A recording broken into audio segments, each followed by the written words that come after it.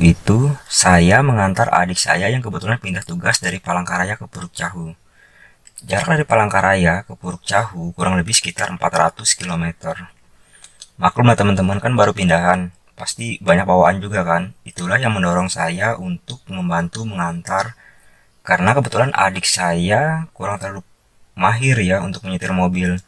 Apalagi harus keluar kota dengan medan yang menanjak dan menuruni bukit, ditambah lagi tikungan yang berliku-liku.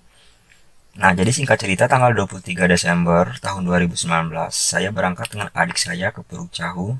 Dan sebelum sampai di kota Puruk Cahu, saya melihat ada sebuah bukit yang menurut saya sangat menarik apabila saya bisa mendakinya.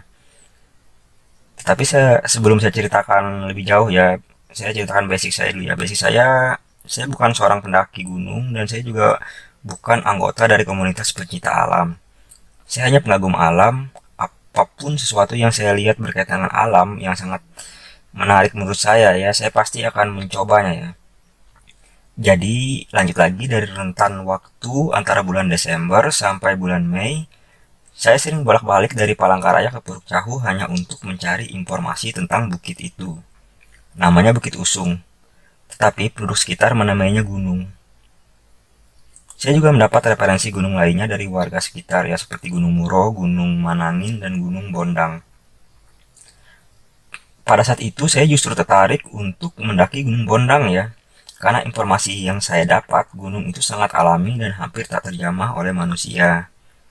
Kata warga sekitar yang sering mendaki ke situ, kemungkinan untuk bahan penelitian dan bisa jadi tempat orang mencari ilmu ya. Sangat jarang orang ingin mendaki Gunung Bondang karena terlalu beresiko. Ditambah kita harus tidak sembarangan ya untuk bisa naik gunung itu. Kita harus melalui proses-proses adat ya teman-teman, dari warga setempat ya teman-teman. Saya pun mengurungkan niat saya ya untuk mendaki Gunung Bondang karena saya menghormati apa yang warga setempat percayai ya. Saya mengerucutkan pilihan saya ke Bukit Usung, Bukit Muro, dan Manangin ya. Maaf saya mengatakan bukit karena menurut saya Gunung Usung dan Gunung Muro masih dikategorikan bukit ya. Tetapi seperti yang saya katakan tadi, warga sekitar menamainya gunung ya. Sementara untuk Manangin saya masih belum tidak tahu ya itu jenis bukit atau jenis gunung ya, karena saya tidak pernah tahu informasi yang banyak ya tentang gunung itu ya. Dan akhirnya pilihan saya jatuh ke Gunung Muro.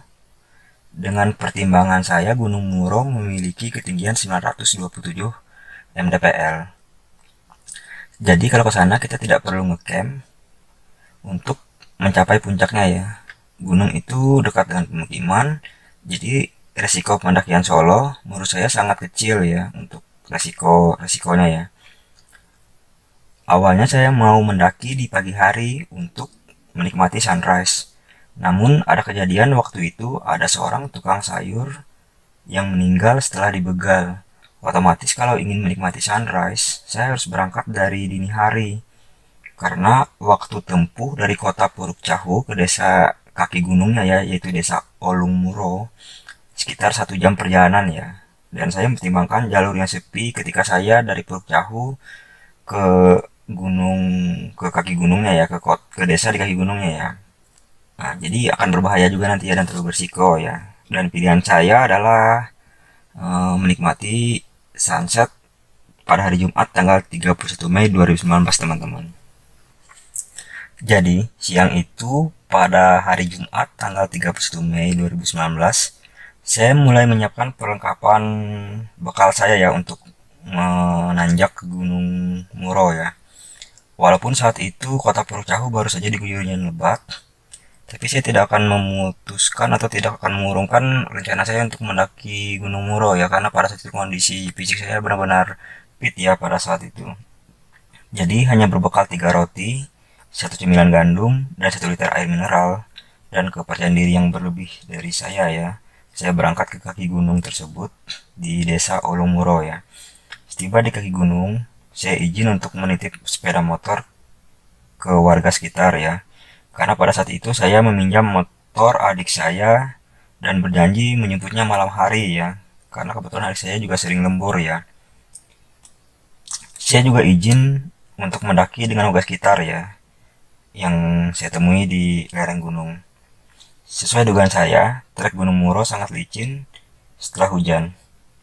Namun semua bahaya itu tertutupi oleh alam yang masih asri dan belum pernah saya melihat banyak pohon-pohon yang besar dan tinggi-tinggi ya di bukit-bukit di sekitar kota-kota yang pernah saya lalui ya gitu. Bahkan untuk mendaki Gunung Muro, kita tidak perlu dihadapkan dengan administrasi yang biasa kita temui ya di taman nasional, taman wisata alam lainnya atau objek wisata lainnya ya teman-teman. Jadi dengan kata lain kalau kita mau mendaki Gunung Muro silahkan aja mendaki gitu tanpa dipungut biaya apapun seperti itu teman-teman. Jadi tanpa berlama-lama lagi teman-teman, saya untuk memutuskan segera untuk menanjak Gunung Muro ya teman-teman. Karena pada saat itu saya juga sudah kesorean ya teman-teman sampai di kaki gunungnya teman-teman. Dan benar saja ya teman-teman, jalurnya benar-benar membuat saya lelah di sini teman-teman. Bahkan ada beberapa titik yang kita memang harus memanjat ya untuk menaikinya.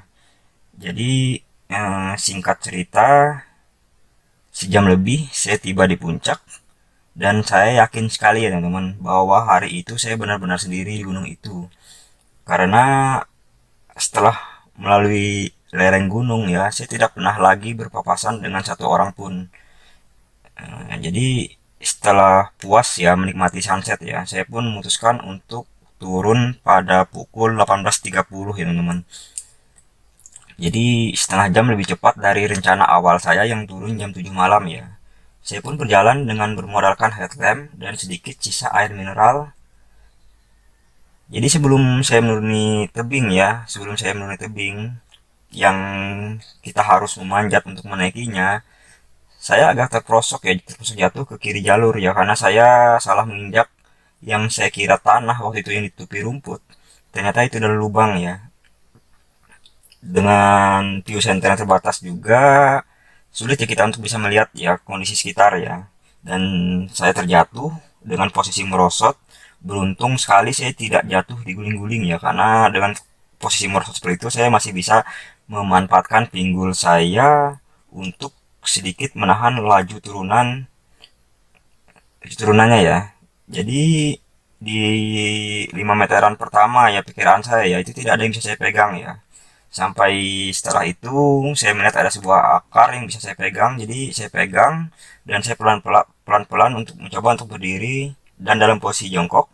Saya coba lepas lagi akarnya dan saya dipaksa lagi turun teman-teman sampai 50 meter lah kira. Ini bukan angka pasti teman-teman, tapi pikiran saya teman.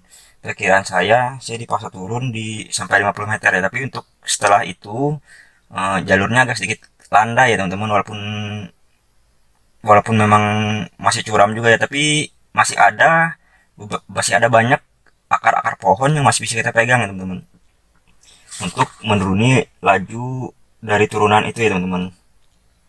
Dan setelah saya berada di bawah saya pun melihat ke atas ya teman-teman dari view center saya ya teman-teman dan saya berpikir akan sulit ya bagi saya untuk kembali ke sana ya teman-teman, akan sulit bagi saya ke sana karena pertimbangan saya mungkin di 45 meter pertama saya bisa naik pelan-pelan memanfaatkan akar-akar yang bisa saya pegang ya teman-teman. Namun saya ragu untuk di 5 meter pertama yang awal saya jatuh tadi ya teman-teman karena tidak ada yang bisa dipegang sama sekali ya teman-teman. Dan agak bersiko kalau harus memaksakan untuk ke puncak ke atas lagi teman-teman ke jalur awal teman-teman karena kondisi view center juga terbatas ya teman-teman, view penglihatan juga terbatas teman-teman. Saya takutnya malah makin jauh keluar jalur teman-teman. Jadi mempertimbangkan air juga ya teman-teman, air saya yang menipis ya, air minum saya yang menipis ya, bekal saya.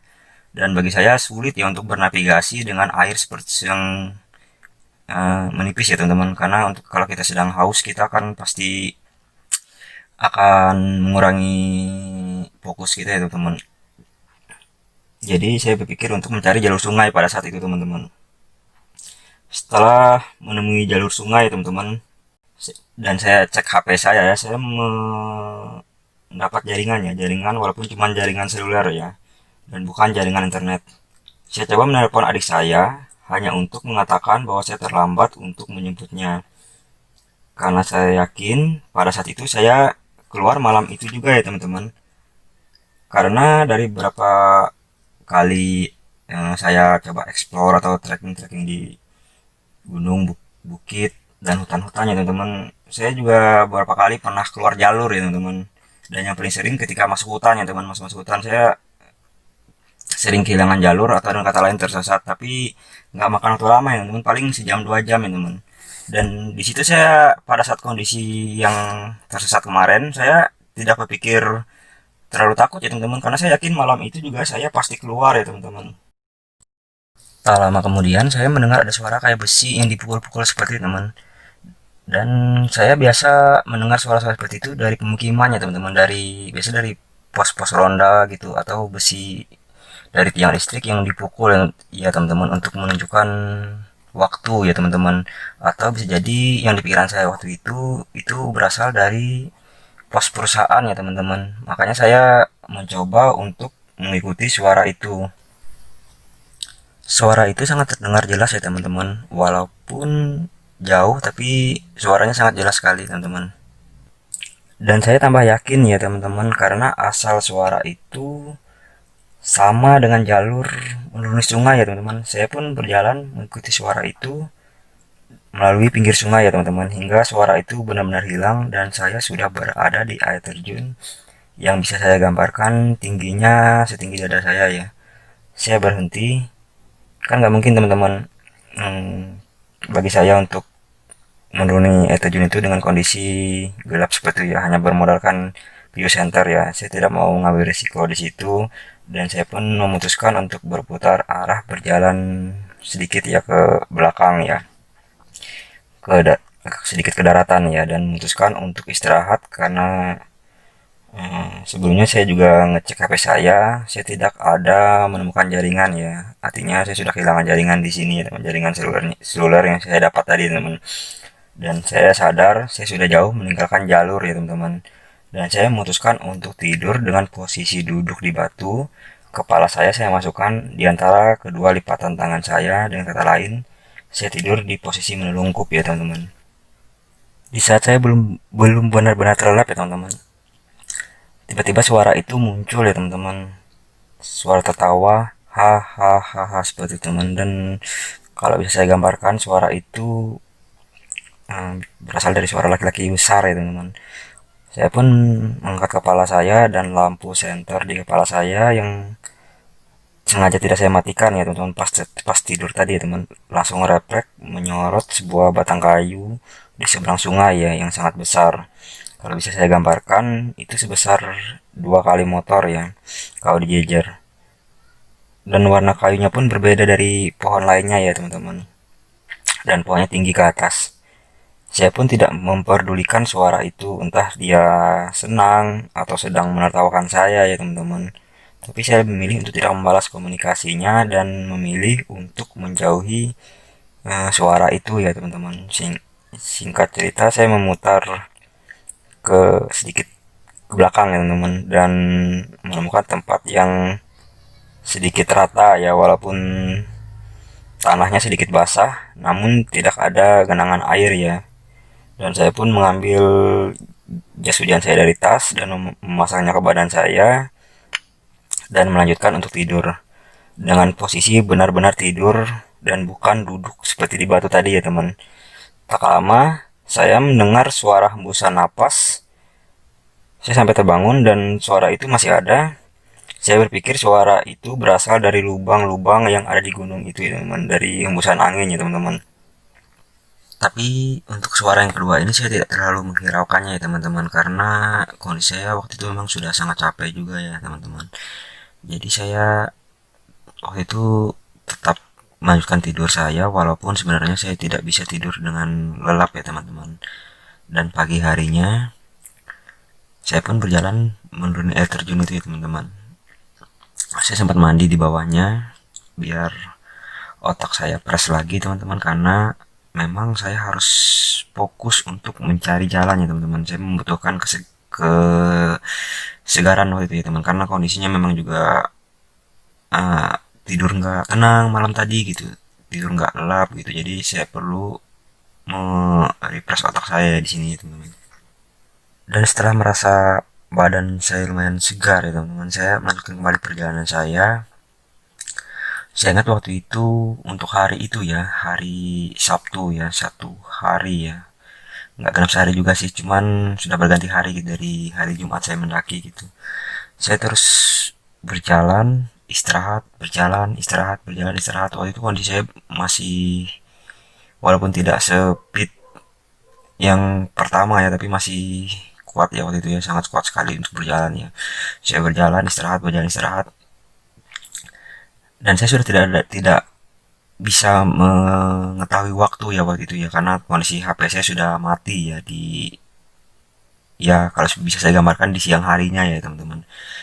Dan ketika hari sudah hampir gelap, saya malah kembali lagi ke air terjun itu ya teman-teman. Dan saya bingung, padahal saya sudah turun ya. Saya ingat saya berjalan turun ya teman-teman, berjalan menuruni sungai ya teman-teman, sungai di gunung itu ya teman-teman.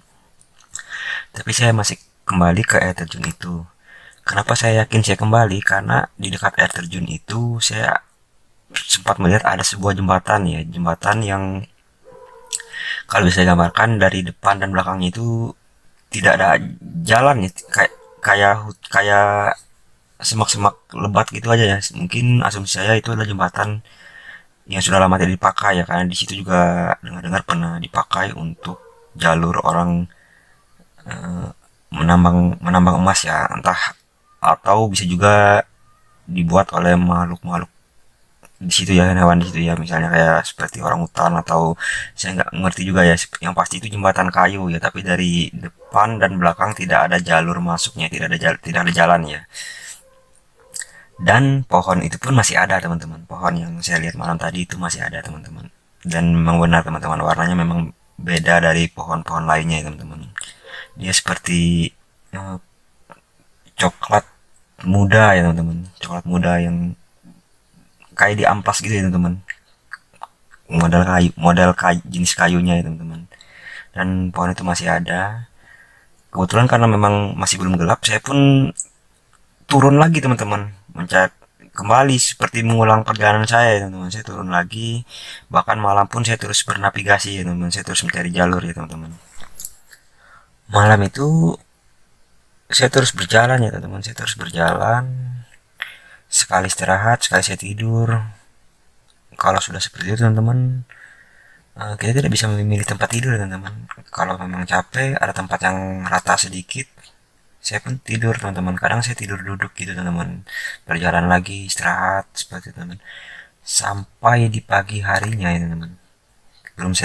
Belum bisa saya katakan pagi juga ya teman-teman, karena kondisi saya juga tidak tahu waktu ya waktu itu ya, masih belum benar-benar terang ya teman-teman, masih belum benar pagi artinya.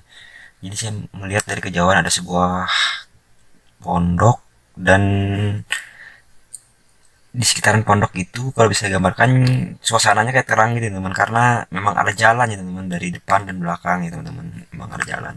Dan saya coba lihat, dan saya pertama kalinya ya selama berapa hari saya berjalan ya, dari hari Jumat itu, kalau bisa gambarkan itu adalah hari Minggu ya teman-teman.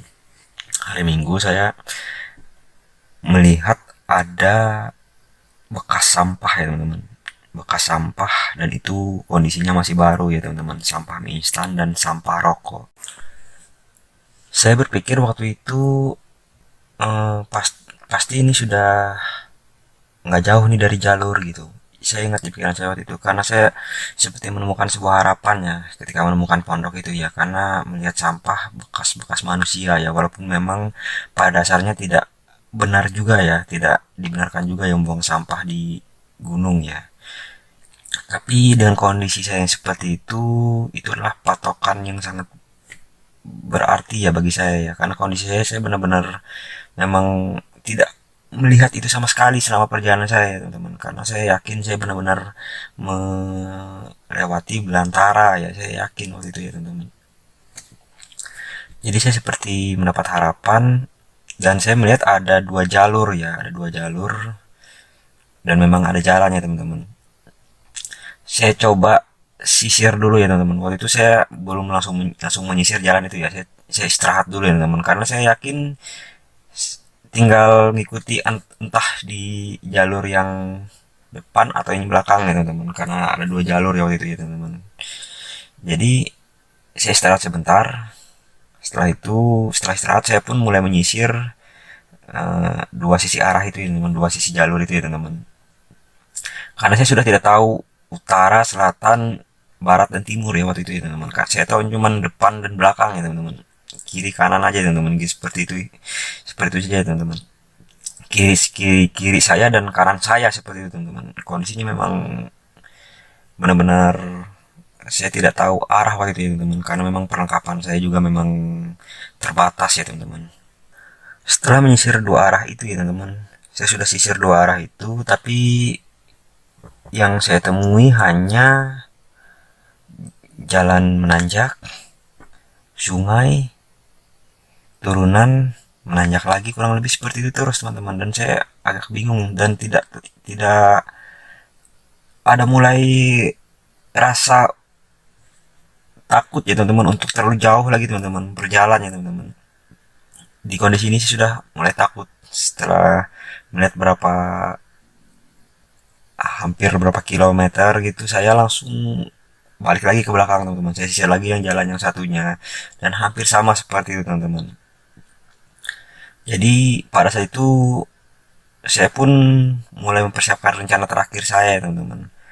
Yang pasti dalam pemikiran saya waktu itu, ketika saya bisa ke puncak lagi, jalur akan semakin sempit teman-teman, dan kemungkinan saya bisa menemukan jalur utamanya. Dan lagi pula saya sangat ingat jelas sekali jalurnya itu, karena saya memang lambat untuk bisa sampai ke puncaknya waktu itu karena saya mengingat jalur teman-teman. Jadi saya berpikiran rencana terakhir saya adalah mencari puncak ya teman-teman. Tapi ketika mencari puncak saya harus membutuhkan tenaga yang lebih lagi ya teman-teman, karena kondisi tenaga saya juga sudah banyak terkuras waktu itu ya teman-teman.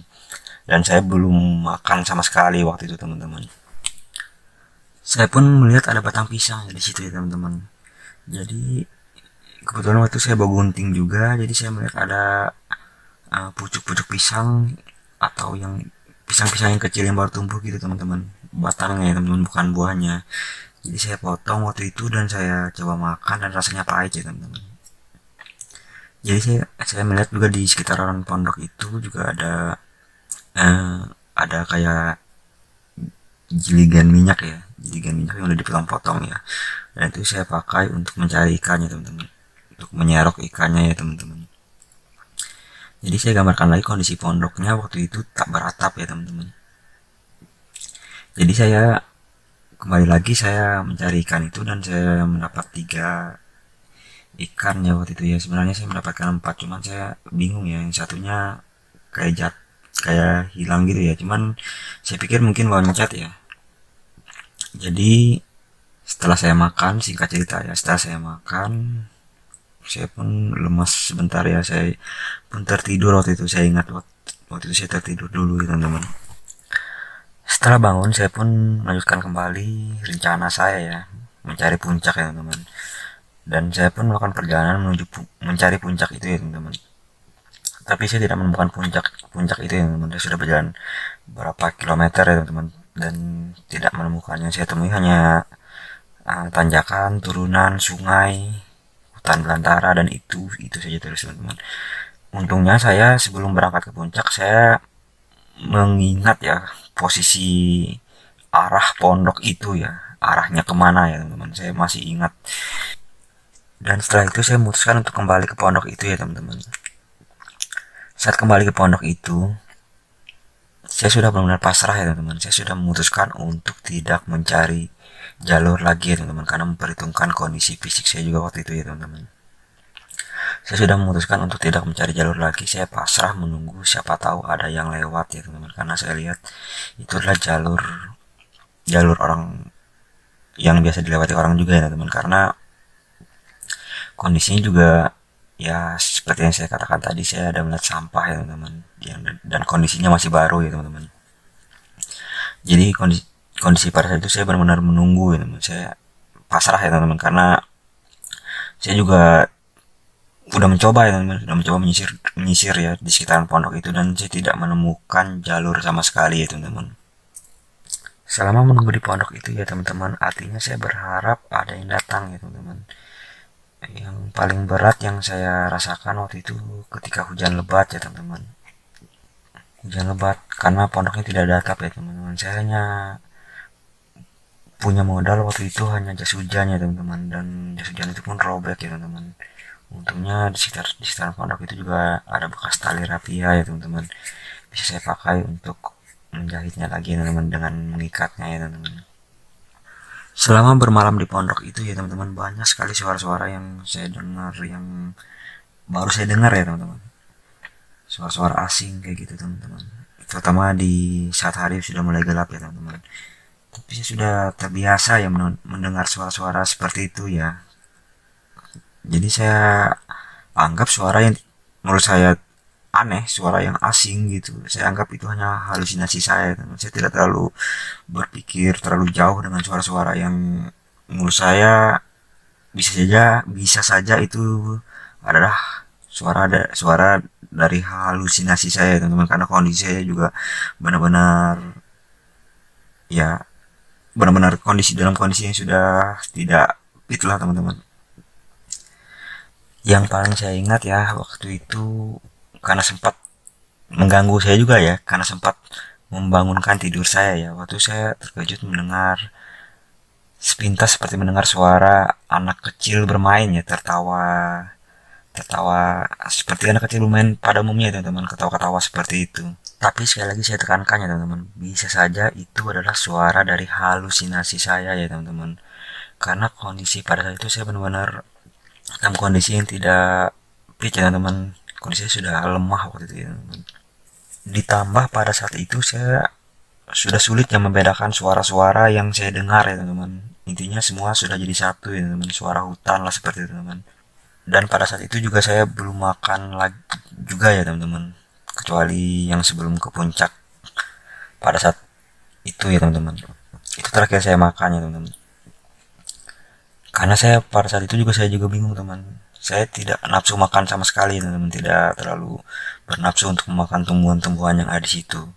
Dan saya juga takut ya teman untuk makan tumbuhan di situ, karena saya pernah dapat pelajaran dulu ya waktu saya sekolah ya. Kebetulan saya waktu sekolah dulu saya pernah ikut siswa pencinta alam ya. Ada beberapa tumbuhan yang tidak bisa kita makan ya teman-teman, karena mengandung racun.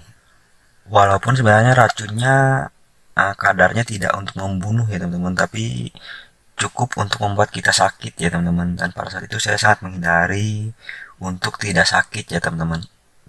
Pada saat itu saya sangat menghindari agar saya tidak sakit ya teman-teman. Jadi saya berpikir makan ketika saya benar-benar ingin makan saja teman-teman, seperti itu teman-teman, karena saya waktu itu hanya memperhitungkan kondisi saya ya teman, kondisi fisik saya teman-teman. Jadi pada saat itu saya benar-benar meminimalisir pergerakan saya teman-teman, kecuali kalau saya memang sedang haus, saya terpaksa harus berjalan sedikit ke sungai ya teman-teman, karena kebetulan sungai itu berada di belakang pondok ya teman-teman, berada di belakang pondoknya, kondisinya yang bisa saya gambarkan ya teman-teman.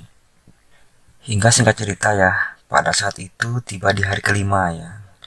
Walaupun saya tidak tahu waktu, tidak tahu hari, tapi saya bisa memperhitungkan itu adalah hari kelima ya teman-teman, karena berdasarkan dari pergantian terang ke gelap ya teman-teman, perhitungan saya ya teman-teman. Saya sudah memikirkan pada saat itu kehidupan lain setelah kematian ya teman-teman. Dan saya benar-benar merasa tidak bisa lagi mengandalkan kehebatan saya, kebanggaan saya. Apapun yang saya lakukan tidak bisa saya banggakan lagi seperti itu teman. Kemampuan saya menjelajah, kemampuan saya eh, bernavigasi ya, karena memang biasa sering ya teman-teman untuk masuk-masuk ke hutan-hutan seperti itu teman, dan saya sering melakukan itu sendirian ya teman-teman. Di sini saya benar-benar merasa di titik terendah saya selama saya hidup ya teman-teman. Bahkan saya sempat ingat ingat-ingat kesalahan-kesalahan yang pernah saya buat ya teman-teman selama saya hidup ya teman-teman. Artinya dosa-dosa saya sempat mengingat dalam renungan saya teman-teman. Pada itu saya lebih banyak melamun ya teman-teman. Bahkan di saat kondisi saya haus pun saya uh, tidak terlalu menghiraukannya ya teman-teman. Dan pada kondisi seperti itu ya teman-teman, ketika kita tidak memiliki pengharapan ya teman-teman, mati pun adalah solusi yang terbaik ya untuk jalan keluarnya menurut saya pada saat itu ya teman-teman. Dan pada saat senja ya, walaupun sepintas terdengar samar ya dari telinga saya ya, ada orang yang membisikkan saya untuk kenapa tidak kamu akhiri saja hidupmu seperti itu, kurang lebih teman-teman, dalam bahasa daerah kami ya teman-teman. Suara laki-laki pelan waktu itu teman-teman, tapi saya baik lagi ya teman-teman, saya tidak yakin mendengar suara itu dengan pasti teman-teman, bisa saja itu halusinasi saya ya teman-teman. Lagian pada saat itu, walaupun mati adalah solusi terbaik ya untuk jalan keluar saya pada saat itu, tapi saya tidak berpikir untuk melakukannya ya teman-teman, karena saya percaya Tuhanlah yang memberi saya hidup dan dialah yang pantas mengambilnya ya teman-teman, dan saya tidak akan melakukan hal konyol itu teman-teman. Hingga tiba di hari ke-6 ya teman-teman. Di hari ke-6 ini saya sudah merasakan kondisi saya benar-benar jauh drastis menurunnya teman-teman. Bahkan ketika membuka mata, melihat cahaya matahari, mata saya sudah kunang-kunang teman-teman. Saya sudah tidak sanggup terlalu banyak bergerak lagi teman-teman pada saat itu ya teman-teman. Ditambah rasa lelah ya teman-teman, rasa lelah bukan lelah fisik juga ya teman-teman, tapi lelah dengan pengharapannya teman-teman, lelah dengan keadaan teman-teman. Pada kondisi ini saya benar-benar pasrah ya teman-teman. Pasrah bukan, dengan kata lain, di hari ketiga saya pasrah untuk mencari jalan, tapi di hari ke-6 ini saya benar-benar pasrah untuk hidup ya teman-teman. Artinya peluang saya mati dan peluang saya hidup sama besarnya ya teman-teman. Hingga pada saat itu saya tidak tahu waktu jam berapa ya teman-teman, tapi kondisinya kemungkinan sore ya teman-teman. Dari perhitungan saya ya teman-teman. Pada saat itu saya memasrahkan diri saya kepada Tuhan ya teman-teman. Saya berdoa pada saat itu, Tuhan, kalau memang ini waktunya saya siap, tapi tolong lakukan secepatnya. Saya tidak bisa menunggu sampai besok lagi. Kurang lebih seperti itu saya berdoa pada saat itu ya teman. Saya benar-benar menyerahkan diri saya ya teman. Setelah berdoa itu teman-teman, saya sudah sangat lega ya teman-teman. Artinya semua masalah saya pada saat itu saya lepas semua dalam doa itu teman-teman, dan saya sudah benar-benar siap pada saat itu teman. Tapi tak lama kemudian Tuhan menunjukkan kuasanya teman-teman bagi saya pribadi ya teman-teman. Tak lama kemudian saya mendengar suara langkah kaki orang ya teman-teman. Saya pun tidak sempat menghiraukan suara langkah itu ya teman-teman, suara jejak langkah itu teman-teman, sampai orang itu benar-benar memanggil saya ya, oi oi, saya ingat seperti itu suaranya yang saya dengar waktu itu teman. Dan saya langsung refleks melihat ke orang itu, dan singkat cerita kami pun ngobrol, dan dia memang kebetulan lagi berburu ya teman-teman, orang itu, dan kebetulan sekarang menjadi ayah angkat saya teman-teman.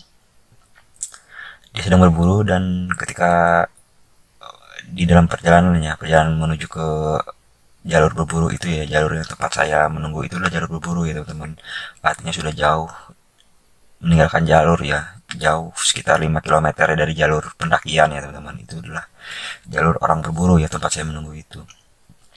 Jadi orang yang berburu itu bercerita kalau sebelum mereka ke lokasi saya, mereka memang dititipkan ya, kalau ada melihat orang yang tersesat dengan ciri-ciri. Pada saat itu saya pakai sepatu merah ya, training abu-abu, dan jaket hoodie abu-abu juga ya teman-teman. Dan kebetulan cirinya sama. Selanjutnya saya dikasih makan oleh orang yang berburu tadi ya. Saya dikasih makan, dan sementara menunggu kondisi saya fit kembali ya teman-teman, karena lumayan jauh ya untuk keluar dari jalur itu ya teman, menuju ke kaki gunung ya teman-teman. Orang-orang yang berburu tadi memancing sebentar katanya ya teman, dan saya ditinggal, tapi dia berjanji untuk kembali lagi. Dan singkat cerita, dia kembali lagi ke pondok itu, dan kita pun turun gunung bersama-sama, dan saya selamat pada saat itu ya teman-teman. Dan orang yang berburu tadi mengajak saya untuk bermalam di rumahnya. Pada saat itu saya mencoba menghubungi keluarga saya, tapi kebetulan sangat sulit ya mendapat jaringan ya, karena kondisi di desa itu juga tidak ada listrik ya, dan jaringan pun agak sulit ya teman-teman. Jadi pada saat malam itu saya sempat menghubungi orang tua saya ya, walaupun sebelumnya saya menghubungi adik saya tapi tidak diangkat ya. Dan setelah itu saya menghubungi orang tua saya ketika mendapat jaringan ya.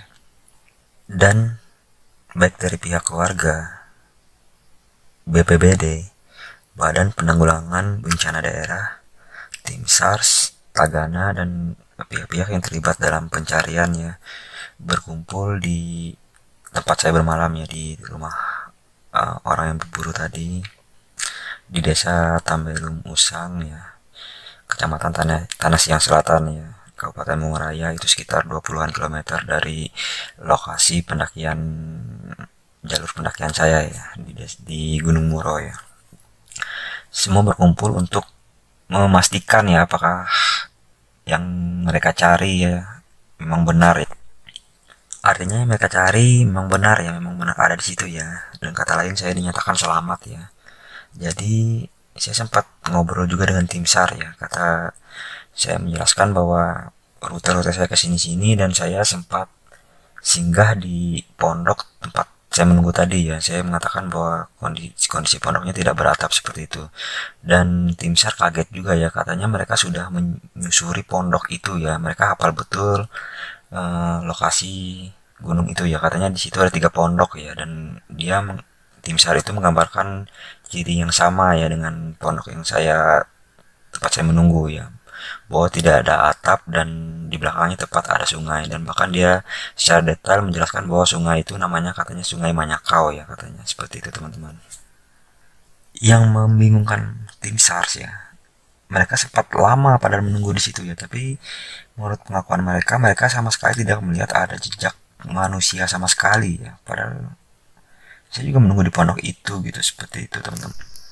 Tetapi terlepas dari semua itu, saya tidak ingin terlalu berpikir jauh ya untuk hal ini ya. Saya justru melihat ini sebagai pembelajaran bagi saya ya. Walaupun pada saat itu saya sudah merasa benar, karena sebelum berangkat ke gunung, saya sudah berdoa dan saya coba menyapa penduduk-penduduk yang saya temui ya, ketika saya berpapasan. Dan saya juga memahami aturan adat istiadat yang warga setempat percayai ya teman-teman. Saya juga memahami bagaimana aturan mendaki teman-teman. Saya tidak buang sampah di gunung, saya tidak berbicara yang aneh-aneh, karena saya juga kebetulan mendakinya sendiri ya teman-teman. Tapi satu kesalahan yang tanpa saya sadari ya teman-teman, dengan melakukan solo hiking di medan yang belum saya kuasai, itu secara tidak langsung sudah menunjukkan kesombongan saya ya teman-teman. Saya terlalu meremehkan alam ya di sini teman-teman. Saya mendaki dengan perlengkapan seadanya dan dengan modal bekal yang seadanya juga ya teman-teman. Memang kadang kesombongan itu tidak nampak dan tanpa kita sadari. Semoga ini bisa menjadi pembelajaran bagi saya dan bagi kita semua.